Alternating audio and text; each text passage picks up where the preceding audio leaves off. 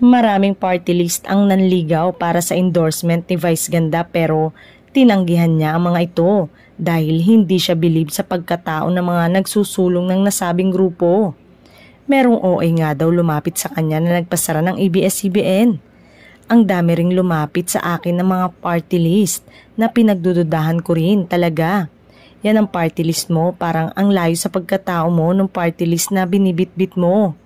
Ang pahayag ni Vice sa kanyang vlog kasama ang ka-CEO at ang kasangga party list first nominee George Royeca. Kasi ngayon parang gamitan na lang din ang grupo ng tao na binibitbit ko no. Para mas magmukha silang relatable, mas magmukha silang masa at merong kaakibat dagdag pa ng TV host comedian.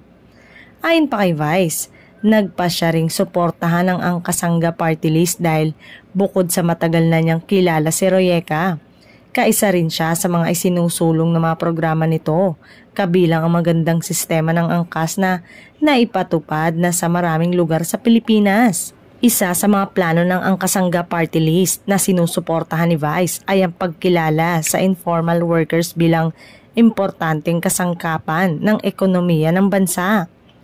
Para kay Royeca, malaki ang maitutulong ng pagkilala sa informal workers upang maiangat ang kanilang buhay at makaahon sa kahirapan. Ayon kay Royeca, matagal na siyang kaalyado ng LGBTQ community at marami na silang ginagawang kampanya sa angkas para suportahan ang nasabing community.